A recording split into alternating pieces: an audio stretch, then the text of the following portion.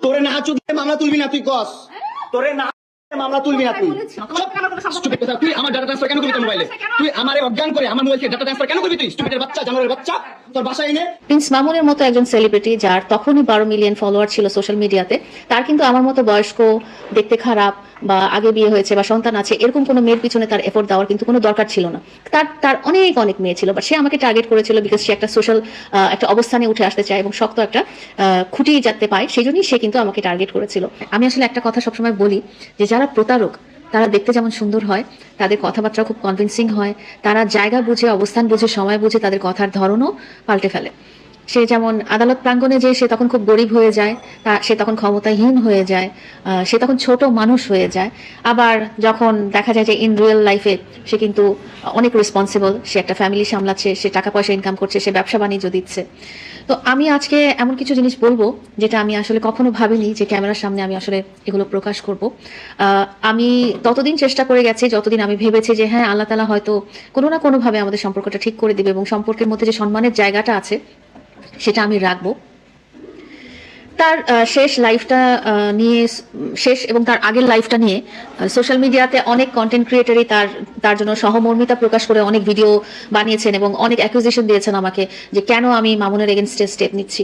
তো আপনাদেরকে আমি বলতে চাই যে আপনাদের কাছে মামুন হঠাৎ করে ইমোশনাল কথাবার্তা দিয়ে খুব হিরো হয়ে গেল। একটা টাইমে আপনারাই ওকে নিয়ে অনেক ট্রল করতেন এবং তার আসল রূপগুলো ধরে তোলার চেষ্টা করেছেন। তো যারা ভুলে গেছেন ব্যাক টু 2020-2021 সালের কথা, তাদেরকে আমি মনে করিয়ে দিতে চাই যে কিশোর গ্যাং 143 কিশোর গ্যাং 143 গ্রুপের লিডার প্রিন্স মামুন। আমি এই মুহূর্তে টের পাচ্ছি যে প্রতারকরা আসলে জায়গা বুঝে বুঝে তাদের চাল এবং তাদের কথাবার্তা, তাদের অ্যাক্টিভিটিস পরিবর্তন করে। ওই সময় তার একটা বছর সে আমার পিছিয়ে ঘুরেছে। প্রিন্স মামুনের মতো একজন সেলিব্রিটি যার তখনই 12 মিলিয়ন ফলোয়ার ছিল সোশ্যাল মিডিয়াতে, তার কিন্তু আমার মতো বয়স্ক, দেখতে খারাপ বা আগে বিয়ে হয়েছে বা সন্তান আছে এরকম কোনো মেয়ের পিছনে তার এফোর্ট দেওয়ার কিন্তু কোনো দরকার ছিল না। তার অনেক অনেক মেয়ে ছিল, বাট সে আমাকে টার্গেট করেছিল বিকজ সে একটা সোশ্যাল একটা অবস্থানে উঠে আসতে চায় এবং শক্ত একটা খুঁটি যাতে পায়, সেই জন্যই সে কিন্তু আমাকে টার্গেট করেছিল। তো আমি আপনাদেরকে বলতে চাই, আপনারা যারা ভুলে গেছেন, 2021 সালে শিশি মারু নামের একজন টিকটকার ছিল যে একটা মেয়ে ফ্যানকে ময়মনসিংহ বা গাজীপুর থেকে ঢাকায় ডেকে এনে তখন টিকটকের উপর খুব নেগেটিভ একটা ইম্প্যাক্ট পড়েছিল। মামুনকে খুব গরিব, অসহায় এবং তার ফ্যামিলিতে প্রতিবন্ধী ভাই বোন এবং সে একমাত্র উপার্জনক্ষম এবং সে সুন্দর ড্যান্স করতে চায় এবং সে শাকিব খান হতে চায়।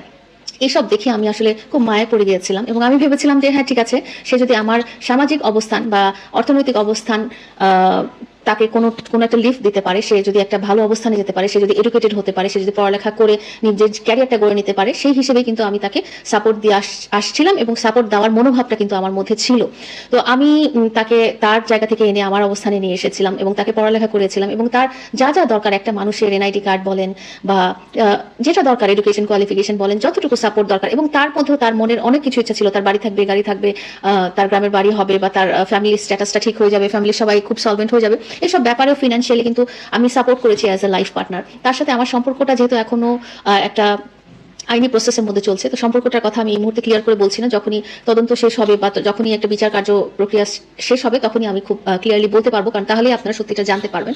তো আমি আসলে বলতে চাই যে প্রিন্স মামুন এবং প্রিন্স মামুনের মা এবং তার পরিবার আমাকে দাবার খুঁটি হিসেবে ব্যবহার করেছেন তাদের বিভিন্ন অপকর্ম ঢাকার জন্য। যেহেতু প্রিন্স মামুন আমার জীবনসঙ্গী, তো 2023 সাল থেকে কিন্তু আমি ওর সাথে ভিডিও করা শুরু করি। তো তখন থেকে আমি ওকে চেষ্টা করছিলাম যে সে যেন মিডিয়াতে আসে এবং এই অন্ধকার জগৎটা ছেড়ে চলে আসে, এবং সেই তাকে সঙ্গ দেওয়ার জন্যই কিন্তু আমি তার পাশাপাশি তাকে ভিডিও করতাম, তার পাশাপাশি আমি আমার আইডিতেও ভিডিও ছাড়তাম যাতে সে উৎসাহিত হয়।